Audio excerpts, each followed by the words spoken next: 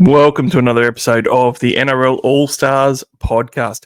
Barnesy here, your host of the Allstars podcast, and it is a bit of a later one I'm getting out today. I try and get down on Tuesdays, but going to be out on a Wednesday afternoon for this round.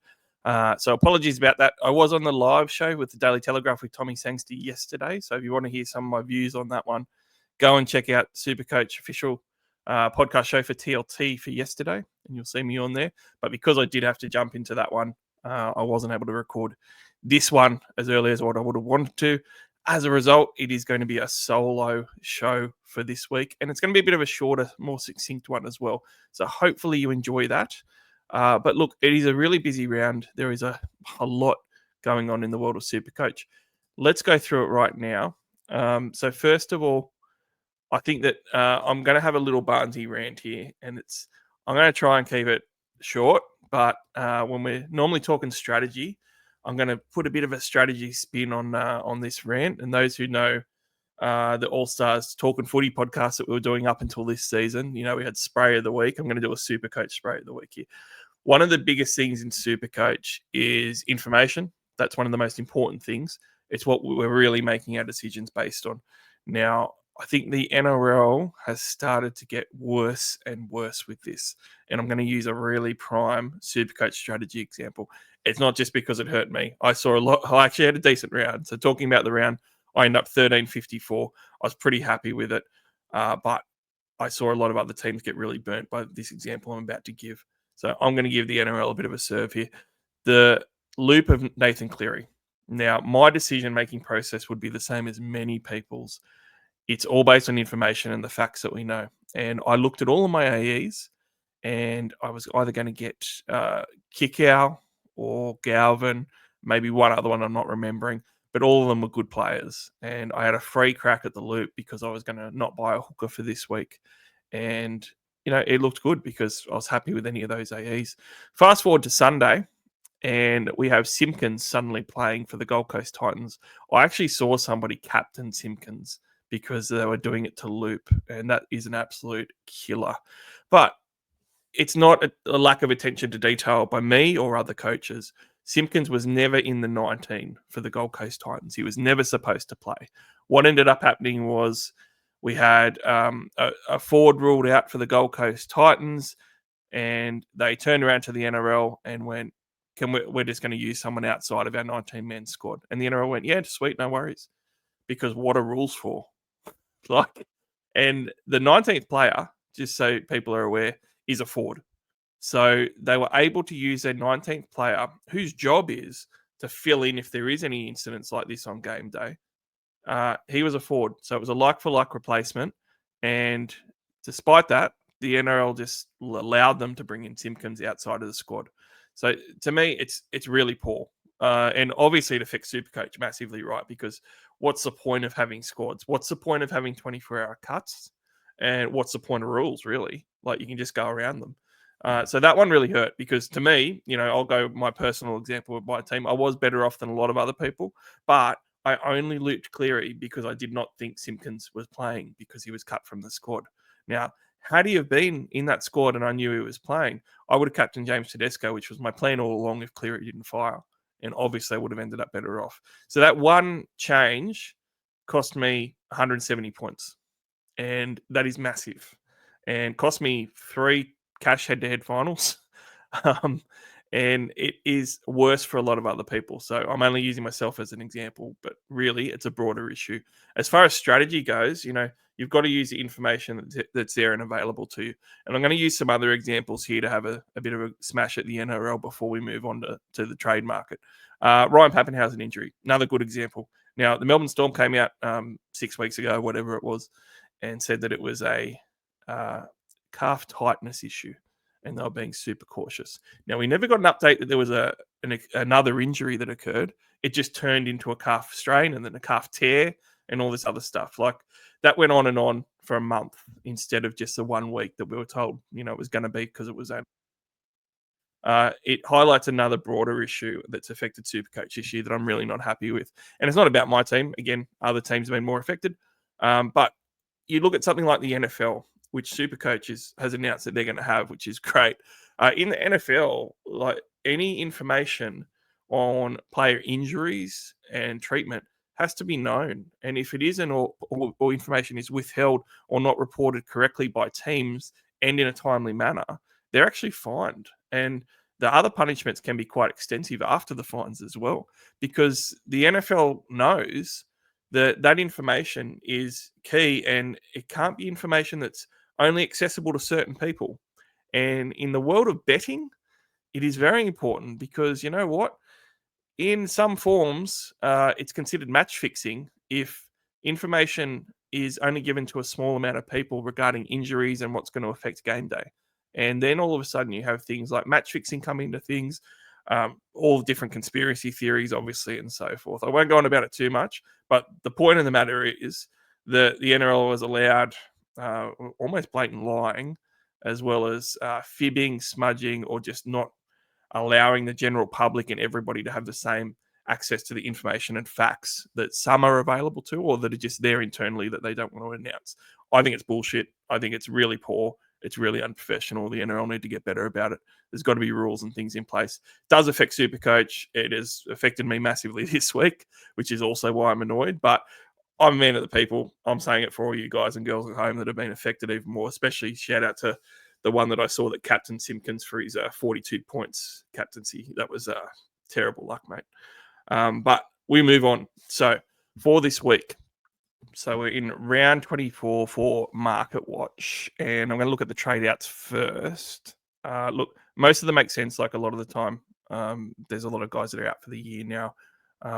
There's probably guys like Ryan Papenhuyzen who might only be out for 1 week because of the concussion symptoms, 11-day stand down, but it's still a fine trade out. I think the ones that are questionable, really, there's just one. Okay, and I'm going to focus on that.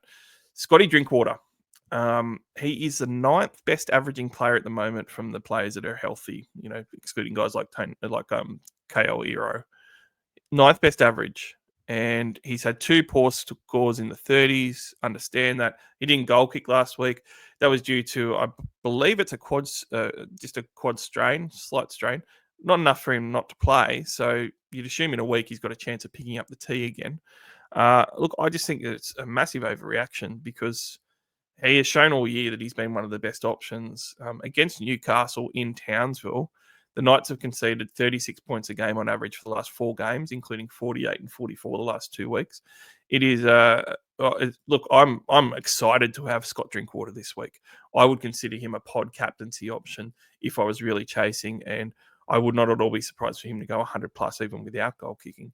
I think it's a great matchup. So I think he's one of the best options this week. So there's no way in the world I would be trading Scott Drinkwater to anybody this week. It is a good matchup for him. They do miss one more game with a bye, but it is round 27. So if you're a head-to-head player, that's really not going to make any difference to you whatsoever that they've got a bye left. And after this week, they are away, but they're against the Tigers, who is a decent matchup still. So these next couple of weeks, good matchups. They're at home again in Townsville in a Queensland derby against the Broncos. The Broncos look like we don't know what they're going to do now with the outs that they have. They could give up points too. So I actually like these 3 weeks for the Cowboys, despite the fact that they're playing poorly. One of the reasons they're playing poorly is because they're letting in points, not because they can't score points. So Scotty Drinkwater all over. Prior to this week, I'm going to just read out the numbers. Like, he had 43 and 34 last 2 weeks, right? Pretty poor average, averaging mid-30s for 2 weeks. Before that, he went 91, 87, 49, 99, 134. So 2 weeks ago, his 5-round average was 90 plus points a game. Just 2 weeks ago. It's insane to me that people are getting rid of him after a couple of poorer scores. We can see how big he can go. He's already got 4 tons, for the year. And I think he's going to get another one before the season's out. So wouldn't be selling Scotty Drinkwater, obviously, is my thoughts on that. When we're going to have a look at the guys being bought at the moment, a lot of really good decisions. James Tedesco, 5.8% of trades. You have to get him in. It is not chasing points at all. I don't think he'll score 189 again, but 2 of his next 4 matchups are against Souths and the Eels, which he goes well against, 125 and 140 points at the same time last year against those same oppositions. Even this week versus the Dogs, I think it's going to be dry. It's at Allianz. I think that he could be in for another ton. He finished last year on 4 tons in a row. Fast finisher. The Roosters need him. I love it. Cameron Munster, I think, is a good trade. I don't think it is a necessary trade. So at this point, if you have less than the amount of trades that you need to trade just about every week, then if you've got a 5'8" that you can play, I wouldn't get Munster in. It's a Penrith matchup. It's going to be a bit tougher. It's not at Amy Park. And I just don't think that he's been that great this year. So unless you need a 5'8", I'd probably wait on Munster. Jaden Campbell against the Sharkies. Look, Campbell's been going well. If he scored that try where Mitchell came from behind last week and hit the ball out, it would have been a hell of a lot better and he would have been getting towards a ton, but he did not. Now, the Sharkies away, it's not great. He does have 3 rounds of 115, 112, and 78, though. He's been playing really well. So I wouldn't talk anyone out of it. And particularly his ownership isn't massively high. So it is a good trade. Having said that, I would base it on how you think he's going to go against the Sharks this week. What is this matchup going to look like? Particularly if you're head-to-head, you've got to look at week by week a lot more now. And against the Sharkies away, with the Sharks playing terrible last week, I expect the Sharks to bounce back at Shark Park. They're always better at Shark Park. A couple of weeks ago, they put on a score against the Roosters and played very well. So I wouldn't be surprised if they smash up the Titans this week, to be perfectly honest. So you got to take that into account with Campbell, because obviously he can have some lower games in him. Moving along, there's some other interesting options that are being brought in as well. So both Fermor, his teammate, is also getting traded in. I think for Britton Nickera, that's going to be one of the more popular trades this week. Totally get it. Fermor 78 on the weekend with a try. He's got a 5-round average of 65, 3-round average of 64, only 580,000. So he's not super expensive. I don't love it though, just because I'm pretty wary of how the Gold Coast Titans are going to finish the year. I know they've been playing better lately. Fermor's been solid. At this point, I'd probably want to go for someone who's got a bit more upside potentially. And again, I don't believe they'll go great this week against the Sharks away. So that's got to be a factor. If you don't need a second rower, I just honestly hold someone like Nickera if that's a trade that you're doing to Fermor, provided that you've got 3 good startable guys. Hudson Young next week, I would much prefer to go after than both Fermor. Young has dropped in price. He's very much due, and he's got the pedigree, and he's been a much better performer than Fermor has been. And like when you're looking at the prices as well with these type of moves, like Hudson is $46,000 more than Beau Fermor. And he's going to come back and play Penrith, which is not easy, but then he's going to finish on the Tigers in the head-to-head finals week at GIO Stadium, which is a massive matchup for him. And then the the Dolphins. So it's a good last 2 weeks for Hudson Young, and he's a reasonable price point. So if you can wait, I'd much rather do that, to be honest, than buy Beau Fermor. Harry Grant and also Tyron Wishart. Now, Harry Grant, if you need a hooker, it totally makes sense. I'm not going to say he's a bad option at all. I'm just going to say that I would prefer, personally, to go with Brayley. Because to me, when you're looking at Brayley, he's playing the Gold Coast Titans this week. It's a great matchup. He is also going to be, about 100K more expensive, but he's that much more expensive because his 5-round average is 86 and his 3-round is 68. And he's been super consistent lately. Gold Coast Titans. Some people will say after the Gold Coast Titans, he's then got to buy. That is true. But to be honest, I think he's good enough just to get in for this week, because if you're, again, talking head-to-head, if you've got to win this week, then next week doesn't matter. You need to focus on this week. And Brayley is a much better play. Harry Grant against the Panthers could very well get 50 again. You want to go for that upside. The other thing, too, is that after the bye in grand final week, the Sharkies are at home again, and this time they're at home versus Newcastle. So for head-to-head players, next week isn't ideal, but the other 2 weeks, either side of next week's bye, are ideal for the Sharkies. So someone like Brayley looks a far, far better option to me than Harry Grant, but Harry's got the pedigree. He did have a big game a couple of weeks ago. Totally get it. A couple of halfbacks getting traded in as well. I missed out on Tyron Wishart. Wishart, I actually, like some people will say, I think it's a waste of trade. I don't. I think that Wishart is the trade that people are making if they need to downgrade somewhere and have some depth. And if you need to downgrade somewhere and have some depth, you're looking for someone who's going to be an 80-minute player and have a guaranteed role. He's going to have that at the moment with Hughes out. So I don't mind it if it allows you to get another gun. If you're doing it to play Wishart every week, I probably don't like it as much. Nico Hines and Sam Walker, though. Nico Hines, absolute must this week. You have to get him in. And it's just, he is one of the ceiling guys for the round. He could easily go a 130 this week against the Gold Coast Titans. When you're having a look at his career averages for the Gold Coast Titans, he averages 71 and he's never turned up, which I was very surprised about. This game is made for him to get a career higher against them. So I'm 100% on board the Nico train for this week. When you're looking at how he's gone, 79, 77, 51, 77, 137. That's very, very consistent. It's a 5-round average of 84. It's a 3-round average of 69. Despite, I guess, the real life criticism of Nico, which is warranted at the moment sometimes, like last week versus the Dragons. His Supercoach has been fine. When he's played average or poor, he's still scored decent most of the time in Supercoach. And when he's played well, he'll ton. And this week against the Titans, that's what I'm expecting. So I'd prioritise him, and I would want to make sure I've got Cleary and Hines, which means even though I love Sam Walker, it's very hard. If you've got a flex spot, if you can go Papenhuyzen to Sam Walker, I think that's a really good trade. I do think that it is chasing points a little bit because last week he went massive. Sam Walker doesn't have heaps of tons in him normally. Before that, he was solid 93, 80, 66, 50. I think you can expect that type of output. I wouldn't expect a 119 this week versus the Bulldogs. Having said that, Para or South, they look like target games where he could ton up. And he did have 4 assists in that 93-point game against Manly. All off kicks, I'm pretty sure. So, look, I really love it. I wish that I had a third halfback option. I don't. I do have 3 fullbacks, so I can't use my flex. But a lot of people are in that boat, which is going to make Sam Walker one of the most interesting and intriguing pods for this run home. Absolutely love it if you can do it. Then we're looking at Tom Trbojevic as a popular trade-in. Still at fullback, supposedly. You'd hate it if Seabold pulled a last-minute switch and put Lehigh back at fullback now that he's returned on the wing. But look, Turbo has been solid of late, 55, 56, nothing spectacular. 55 when he's gone back to fullback with a try is actually pretty underwhelming in my opinion against the Canberra Raiders. But Tigers this week, it is away for them, which isn't as good.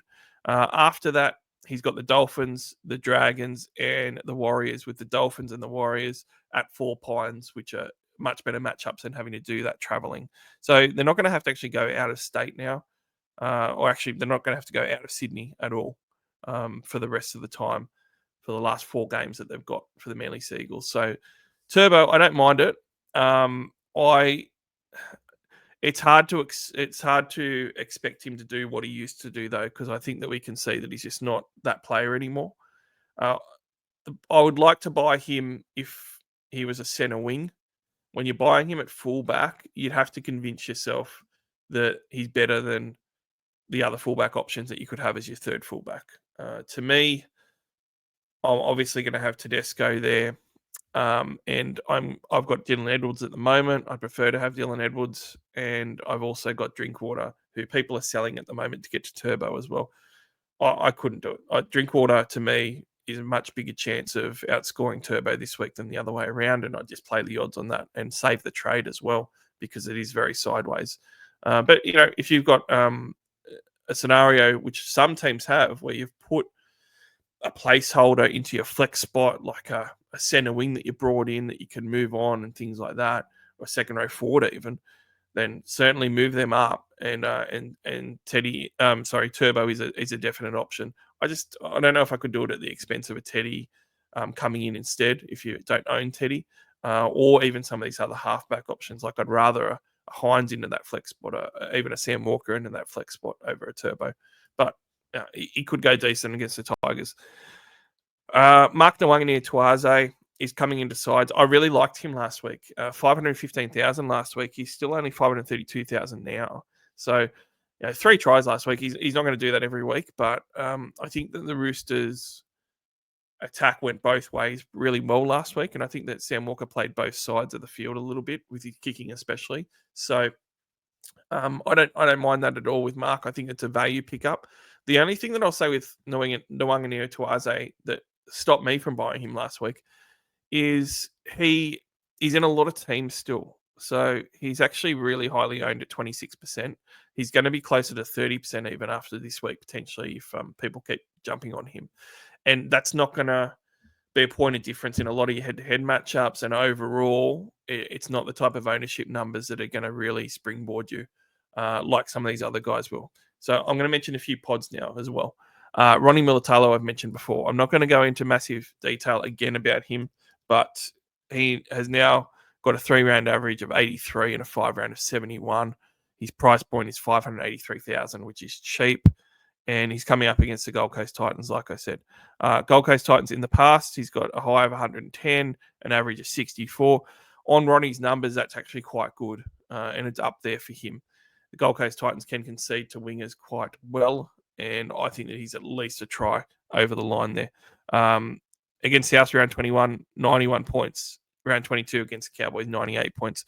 I think that's possibly what we can look at here if he has a good game. But I think that he's a great value pod. He's going to remain under 5% even if people jump on him. And that's a great one to have a look at, in my opinion, instead of a Mark if you need to make some ground up. Mark's opposite winger, Daniel Tupou. Everyone knows that I love me some Tupes. He's been going pretty well too. He's going to be more expensive, but he's coming off 107 versus the Dolphins. And before that, like one of the great things about Tupes is he's safe as a bank. So you got 1% ownership. So last week when you got a ton out of him at 1% ownership, that's invaluable. That is so big at 1% ownership. But you look at it and go, well, if he doesn't do that, what's he going to do? He's not going to hurt you if he doesn't go big. Before the 107, it was 60, 64, 62, and then he had a 99. He has scored a double, no tries, a double, no tries, a double, try. Like he's scoring just about every week. He's every second or third week he's going a double. And like I said, South and Para on that run home out of the next 4 games, it's pretty decent. So again, that's just another pod option people could look at in centre wing instead. But let's have a quick look at TLT. I think that, look, it's probably a week where there's a couple of standout options and there's a couple of pod options for the VCs and the Cs. Penrith, Melbourne, I don't love going near this one for the VC and C myself. I think Cleary's an option. He could go well, but last year he scored 61 and 37, I think it was, something like that, in his 2 games against the Storm. And this week against the Storm at CommBank Stadium, I'm not sure how it's going to go.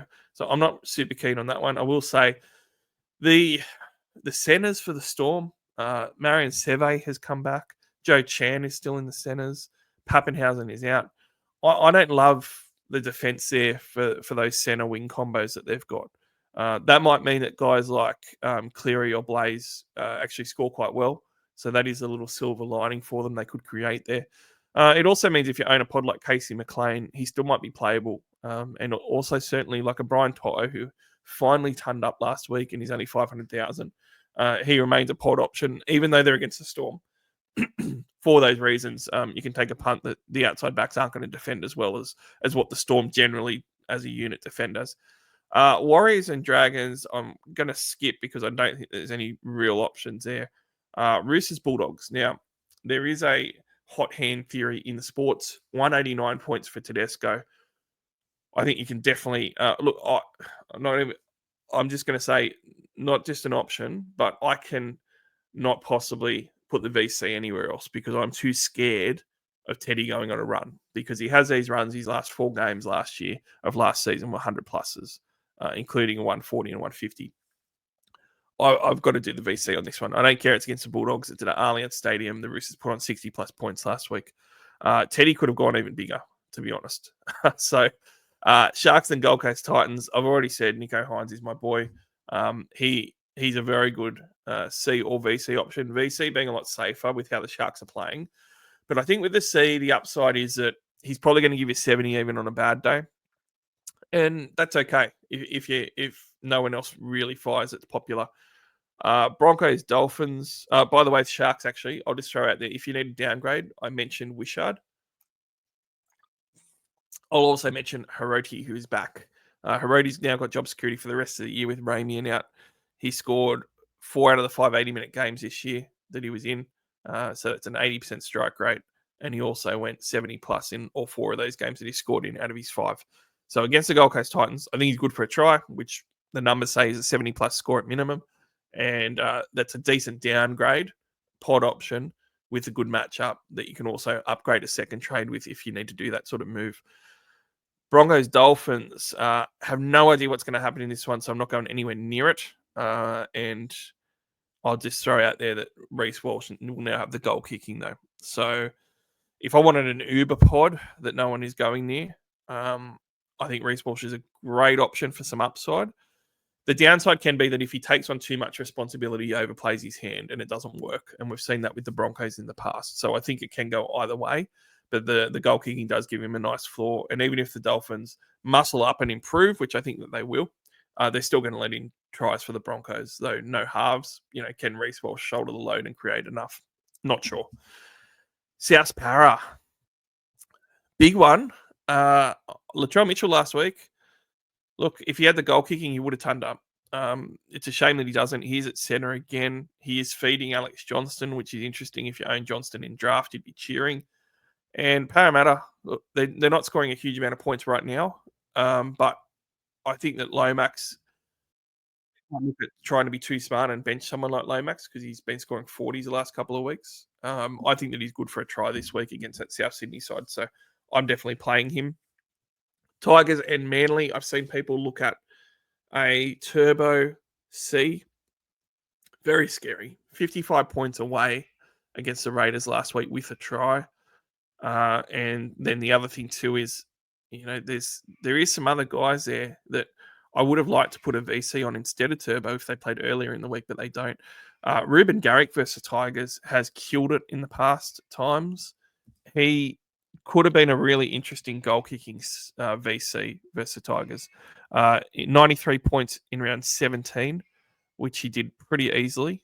And then when you're having a look at his career numbers, a 72 average, and there is only 4 teams that are better than that on his averages, and a 121 high.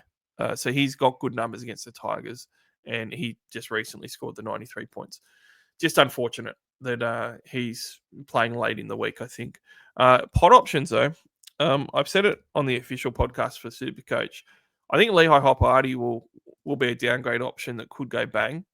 He's not been playing well at fullback, but when he was on the wing, he has a ton there back in round 12, and he was scoring tries on the wing. He doesn't seem to score the tries at fullback. So provided he is healthy, that Tigers matchup this week on a wing that concedes tries, he could go over for 2 tries himself. And the reason I bring him up, I don't think he's a great buy. He hasn't been playing that well. He's still averaging just under 60 for the year overall, including his injured games. But at 461,000, he's much like a roadie. He's a downgrade that you could throw up there to upgrade somewhere else. If you went from a Herbie Farnworth, if you've still got Herbie, down to a Hopperarty, you do have a good matchup. You couldn't even go, Hopper and Ronaldo Militalo both in for Herbie and someone who was enough for you because you've got enough money to do that double there, which, is quite interesting if you really want some pods in your centre wing with upside for this week. So just an idea. If you're really searching at the end of your head-to-head matchup in particular, that's the second last game. If you hold your trades, you can make that move if you need to. And again, just a bit of a strategy. If you're in your head-to-head and you're winning, and you know that on Sunday, it's always great to be able to pull back on your trades and not use them and just save them for the following weeks when you're going to need them. You could do that with the Cowboys game too. I think the Drinkwater is a great Hail Mary trade-in if you need to do it, or a great Hail Mary Big Balls pod captaincy option as well versus Newcastle Knights. But that is a podcast for this week. Please, everyone that is listening, support us by supporting our great sponsor, oneworldcourier.com.au. If you or your business that you work for has any courier freight shipping needs, they are the people to have a look at. Go online, have a look at the website, and sign up for a free account. And when you do, it'll say, how did you hear about us? Right in the free text area, NRL Allstars podcast. They'll take great care of you with some great rates. And it is a compare the market. So when you plug in what you want to send, it'll give you all the options, but you don't even have to deal with the carriers. They do it all for you.